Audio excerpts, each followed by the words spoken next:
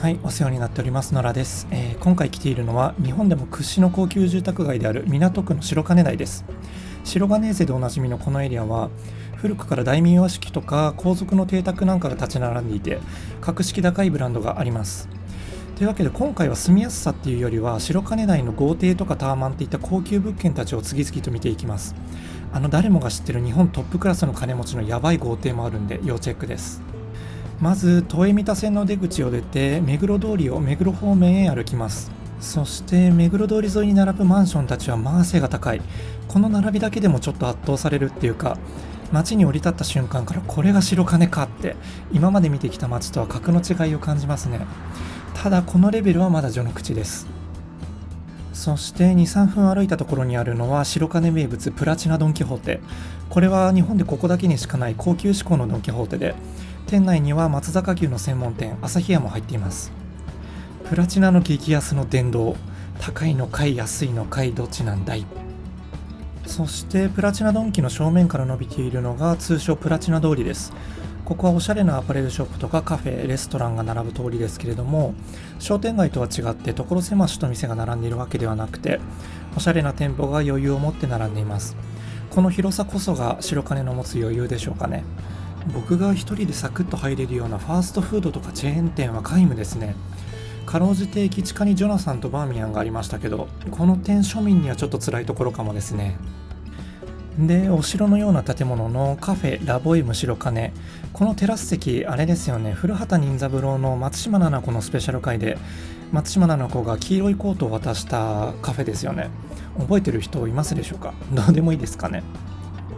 そしたらいよいよこのプラチナ通りの周辺の高級マンションや豪邸から見ていきます。どのマンションに芸能人とか有名人が住んでてもおかしくないレベルです。それでは行きましょ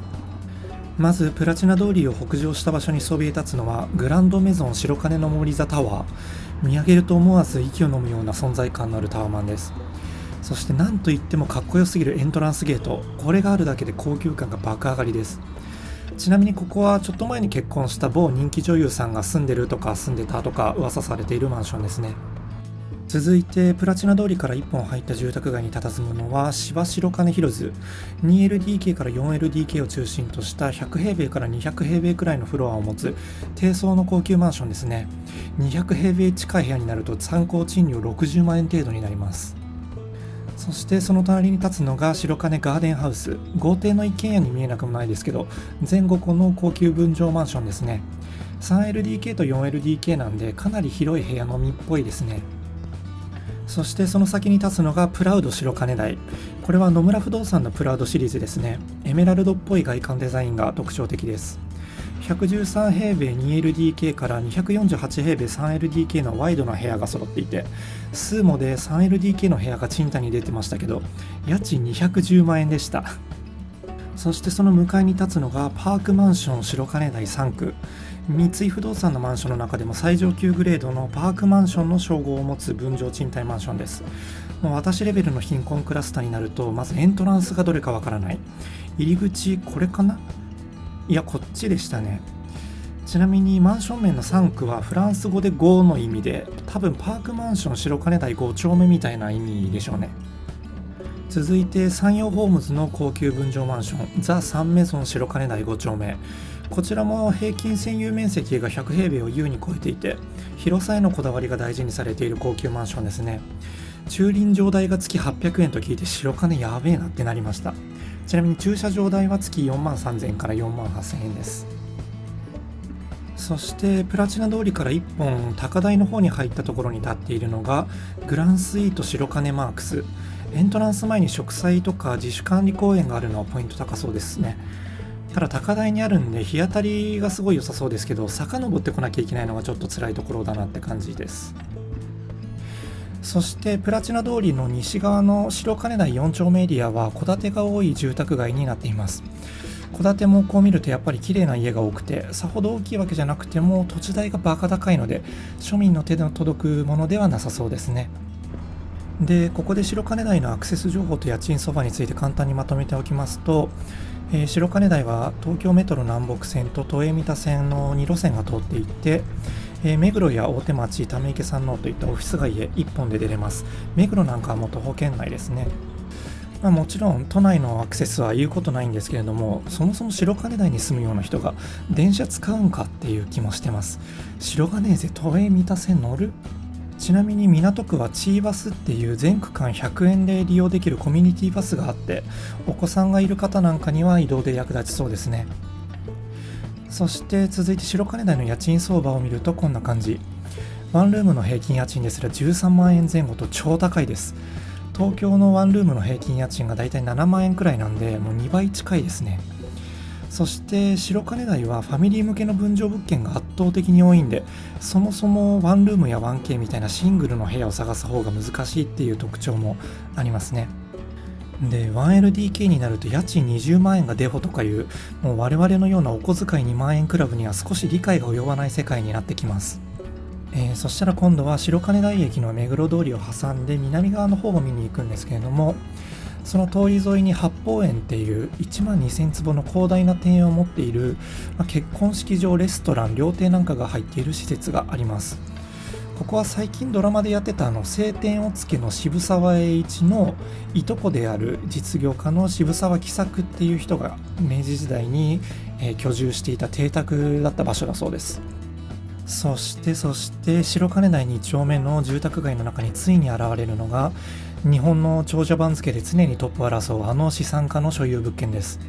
もうみんな知ってる有名な大豪邸なので調べればすぐわかるんですけど、一応ここで名前を出すのは控えておきます。約7000平米の土地に地上4階地下2階という巨大な建物で、建築費と土地代を含めると140億円の豪邸とも言われています。まさに桁違いですね。で深さ22メートルまで掘り下げられた地下にはゴルフ練習場とかボーリング場とかプールなんかもあるんだとか。あくまで本人の都内に所有している物件の一つということで、ここに本人が住んでるかっていうのは不明だそうですね。むしろ住居っていうよりは要人を招く時の迎賓館のような場所として使われているとも言われています。そしたら続いて桜田通りっていう大通りに出るところですけれども、ここに明治学院大学の白金キャンパスがあります。ちなみにここはマーチの一角である明治大学とは名前が似てるだけで全く関係ない別の大学です。明治学院大学はミッション系の大学で、こうして見ても外国っぽいキャンパスの雰囲気がありますよね。大学ですらおしゃれ、それが白金。そして明治学院大学の横にそびえ立っているタワーマンション、こちらは高輪座レジデンス。ジャニーズ系をはじめとして芸能人も多数住んでいると言われる有名なタワマンですね。高輪座レジデンスは今見えている地上47階建てのタワー棟と、その横に隣接して低層マンションのテラス棟っていうのがあります。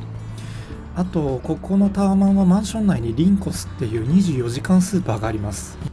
そしてその同じ通り沿いに立つひときわスレンダーなタワマンは野村不動産が手掛けるプラウドタワー白金台。 1LDK なら月21万から23万円ほどで住めるマンションです。そんな野村不動産プラウドタワー白金台の有名なマンションポエムは、洗練の高台に上質がそびえる。ちょっと何言ってるのかわからん。そしてその先に立っているのがザ・ヒルトップタワー高輪台。こちらはメインエントランスが2層吹き抜けのエスカレーターっていうめっちゃおしゃれな仕様で、中に施設としてフィットネスジムがついていたりとか、あと駅もついてますね。もう駅地下とかじゃない、駅付き。そして桜田通りから1本入った住宅街に佇んでいるのがグランドメゾン白金台。低層レジデンスらしい重厚感のある高級さですが、僕クラスになるともう本当に入り口がどうなっているのかよくわからない。これはエントランス？小さな扉ですかね。怖い。いろんな高級マンション見てきましたけど、僕がもし住めるのであれば大通り沿いにそびえ立つタワマンよりも一本入った住宅街に静かに佇んでいる低層の高級マンションの方が断然いいなっていうふうに思いましたね。皆さんは高層のタワーマンションと、あと低層な高級マンション、どちらが好みでしょうか？はい、という感じで今回は白金台周辺の豪邸やタワマンを見てきました。僕なりの感想をまとめますと、なんか家賃数十万とかこんなとこ誰が住むんだよってお小遣い2万円クラブの僕は思うわけですけど、それでもこうして実際に所狭しと家やマンションが並んでいて、数億円をかけたり数十万払って住んでる人っていうのが無数に存在するんですよね。なんていうか自分の想像に及ばない世界があるっていうか、金持ちっているところには当たり前にたくさんいるんだなって IQ3 みたいな感想です。でそんな白金住民の口コミをちょっと調べてたら、白金内のデメリットは駅周辺にファーストフード店とかサクッとテイクアウトできるような手頃な店が少ないっていう声が目立っていて、そこは意外と庶民派なのかいって急に親近感持ったりしました。すいません。あとそれと高級住宅街って言われる白金エリアっていうのは、駅でいうと今回紹介した白金台と、あと隣駅の白金高輪あたりまでを指すんですけれども、